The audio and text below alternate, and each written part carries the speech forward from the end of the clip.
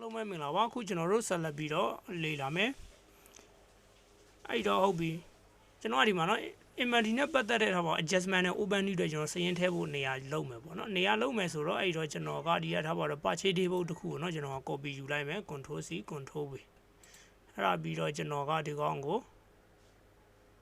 rename လေးချိန်လိုက်မယ်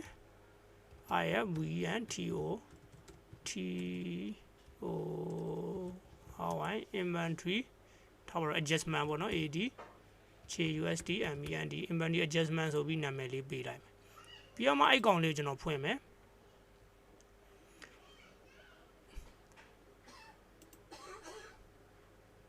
ဖွင့်ပြီးတော့ကျွန်တော်တို့မလိုတဲ့ဟာရယ်เนาะကျွန်တော်ဒါတွေမသိချင်သေးဘူးလို့ဆိုအကုန်လုံး delete လုပ်အဲ့တော့ဒီထဲမှာဘာတွေပါလဲကျွန်တော်တစ်ချက်ကြည့်မယ် data တွေကเนาะ open query ဆိုတဲ့ဟာလေးကိုဖွင့်လိုက်မယ်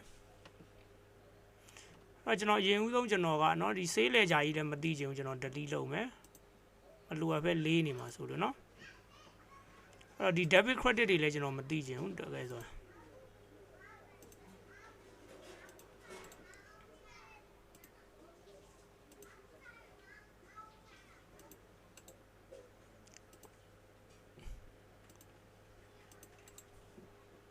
delete လုပ်မယ်ပြည့်တရားတော့ customer list လည်းမသိချင်ဘူးကျွန်တော် delete လုပ်မယ်ဟုတ်ပြီဒါဒီ3ခုလောက်ထားလိုက်မယ်เนาะ product နဲ့သက်ဆိုင်တဲ့3ခုလောက်ထားလိုက်မယ်အဲ့တော့ဒါလေးတွေကိုကျွန်တော် share လိုက်မယ်high လုပ်လိုက်မယ်เนาะအဲ့တော့ဒီဘက်ကဒီ report ကြီးလည်းကျွန်တော်မသိချင်ဘူး delete လုပ်လိုက်မယ်အဲ့တော့ဒီမှာเนาะ set account name เนาะအဲ့ကျွန်တော်သိချင်တာ product ပဲသိချင်တယ်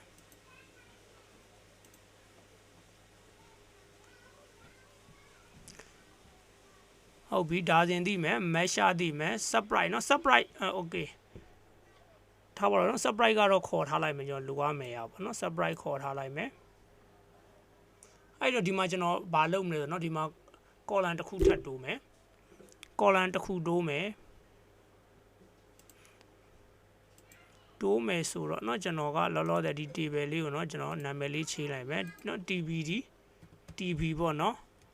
INV ဆိုပြီးတော့ကျွန်တော်ချိန်လိုက်မယ်အဲ့တော့ rename inventory adjustment IFVNTORY inventory A TJUSD MEND inventory adjustment ဆိုပြီးချိန်လိုက်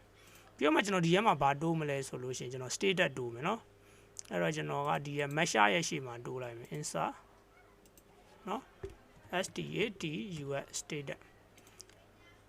အဲ့ status မှာပါတယ်เนาะဒီမှာ data validation တွေကိုကျွန်တော်က clear လုပ်မယ်ပြီးတော့မှကျွန်တော်ဒီမှာเนาะကျွန်တော် data validation ကိုကျွန်တော် list ထဲကိုသွားမယ်ဒီမှာ ignore blank ဆိုတာလေးကိုဖယ်မယ်เนาะပြီးတော့မှအဲ့မှာကျွန်တော်ကဘာထည့်မလဲဆိုတော့ထားပါတော့เนาะ OPEN ING openly comma adjustment ADJUSD MEND adjustment ဆိုပြီးတော့ရိုက်မယ်โอเคเนาะပေါ်လာပြီခုလိုလေး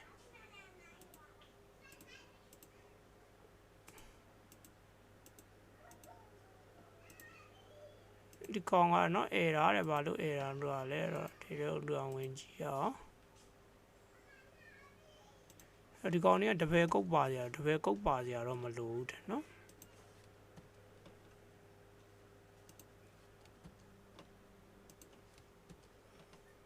ဒီကောင်ကြောင့်မို့လားကျွန်တော်ဒီလိုပုံစံလည်းမဟုတ်ဘူးเนาะ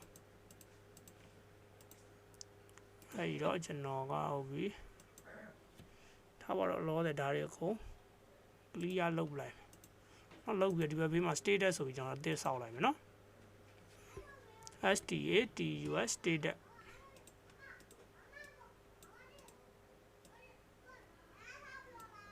status ဆိုပြီးတော့ထားပါတော့ openly เนาะ openly ဆိုတော့ BD ပေါ့เนาะadjustment ADJUSD MEND adjustment လုပ်လိုက်မယ်အဲ့တော့ control နဲ့ D လေးနဲ့တွဲနှိပ်လိုက်မယ်ပြီးတော့မှဒီနေရာမှာเนาะဒီနေရာမှာကျွန်တော်က data validation လေးဆိုပြီးတော့เนาะဒီဆိုလေးကိုဒီဘက်ကနေလာပြီးထောက်လိုက်မယ် enter နှစ်ချက်ခောက်လိုက်မယ်အဲ့ဒါဆိုရင်ရပြီအဲ့တော့ဒီနေရာမှာတခြားဟာရရင်ရောရတယ်โอเคမရဘူးเนาะဟုတ်ပြီ အဲ့တော့အခုလိုပုံစံလေးရပြီပေါ့နော် BD ရဲ့ adjustment ရဲ့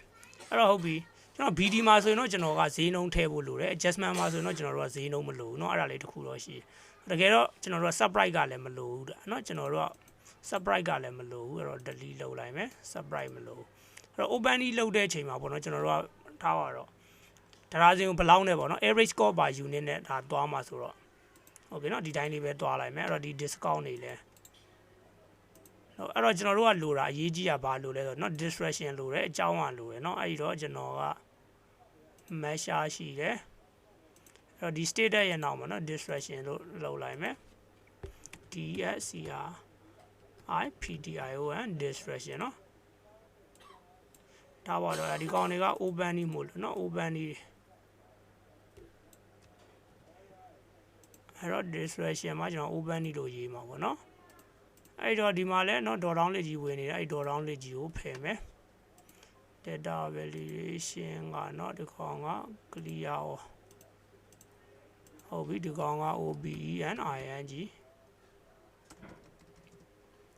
PENING open လေးဟုတ်ပြီအဲ့မှာမှကျွန်တော်ကเนาะဒါပါတော့ဒီကောင်ကျွန်တော်က adjustment လုပ်မယ်ပေါ့နော် adjustment လုပ်တယ်အဲ့တော့ဒီကောင်က damage ပေါ့နော် DAMAGE damage ထွက်သွားလို့အဲ့တော့ကျွန်တော်တို့ adjustment လုပ်တဲ့အခါဆိုကျွန်တော် price မထည့်လဲရနော် price ထည့်ကြမလို့အဲ့တော့ဒီကောင်က adjustment လုပ်လိုက်တယ် damage ထွက်သွားလို့အဲ့တော့ဒီမှာပေါ့နော်အဲ့တော့ဒီကောင်က VN inventory A DJUSD MBND inventory adjustment ဆိုပြီးတော့ဟုတ်ပြီအဲ့တော့ကျွန်တော်တို့ကเนาะဒီ inventory adjustment နဲ့ပတ်သက်တဲ့အကောင်လေးပြီးသွားပြီပေါ့เนาะအဲ့တော့ကျွန်တော်ကဒါလေးကိုကျွန်တော်ကစေလိုက်မယ်စေပြီးတော့ပိတ်လိုက်မယ်เนาะပိတ်ပြီးတော့ inventory report ကနေလမ်းခေါ်မယ်เนาะ inventory report ကနေ adjustment ကိုလမ်းခေါ်မယ်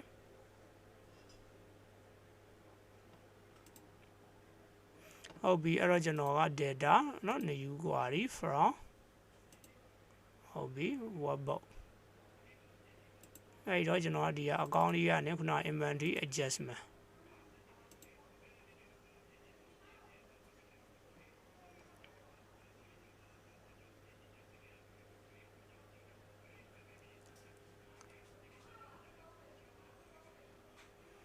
ဟုတ်ပြီเนาะ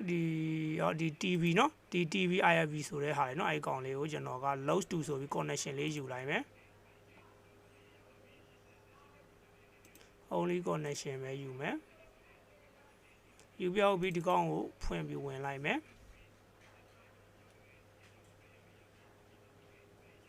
ဝင်လိုက်မယ်အဲ့မှာကျွန်တော်တို့မလိုချင်တဲ့ဟာတွေဖယ်မယ်เนาะအဲ့တော့ date ကိုမှတ်မယ် control လေးနဲ့တော့ product ရှိတယ်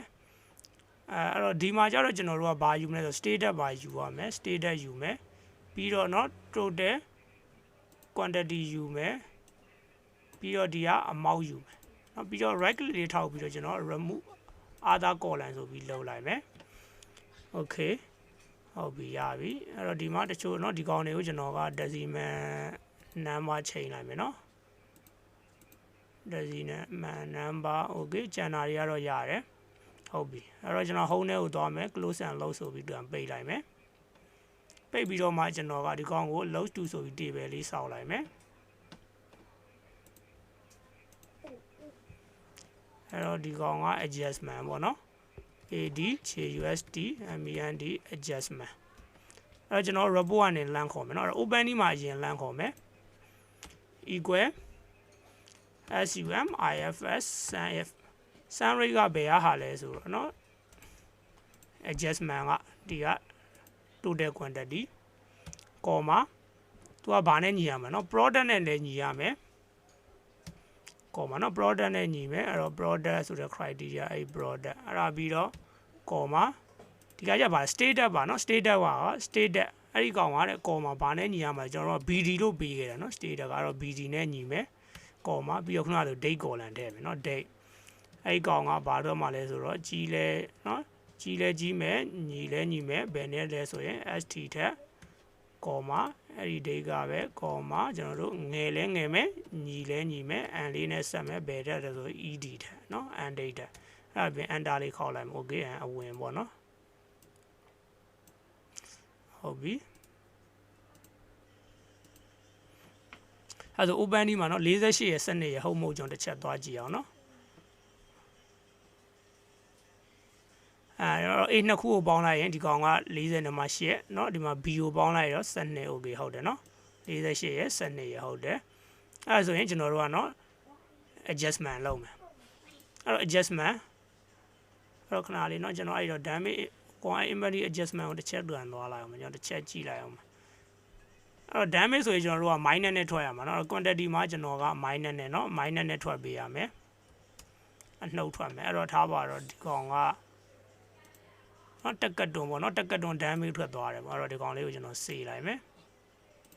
စေးပြီးမှဒီဘက်မှာနော်ကျွန်တော် refresh all ဆိုတာလေးလုပ်လိုက်မယ် data တွေက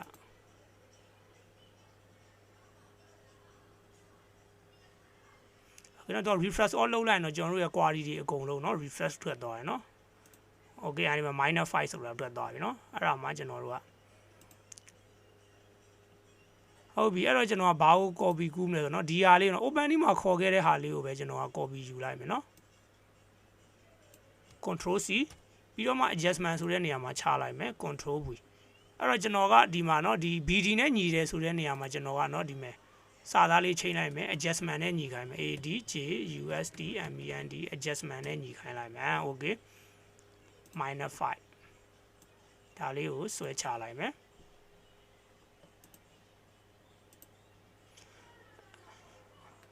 အဲ့ပြီးတော့ဒါဆိုရင်ကျွန်တော်တို့ adjustment နဲ့ပတ်သက်တဲ့ဟာလေးပြီးသွားပြီပေါ့နော်အဲ့ဒါဆိုရင်ဘဲလိုက်ပြီအဲ့တော့ open ဒီလည်းရှိပြီကျွန်တော်တို့က adjustment လည်းရပြီเนาะအဲ့တော့ तू က12ခုပေါ့နော်12ခု open ဒီရှိတယ်12ခုဝယ်တယ်24ကိုရောင်းလိုက်တာလည်း24ဆိုတော့0 balance ထွက်တယ်အဲ့တော့ဒီကောင်က38ခုเนาะ48ခုရှိတယ်ပါချေက36ရှိတယ်ပြီးတော့မှเนาะ49ကရောင်းလိုက်တယ်ပြီးတော့ adjustment 5ခုเนาะတွက်စီးသွားတာက5ခုရှိတယ်အဲ့တော့အခု30ကျန်တယ်ပေါ့เนาะအခုလိုပုံစံလေးထွက်ပါတယ်ဟုတ်ကဲ့ပါကျွန်တော်တို့နောက်သင်ခန်းစာမှာပြန်လည်ဆုံတွေ့ပါမယ်အားလုံးကိုကျေးဇူးတင်ပါတယ်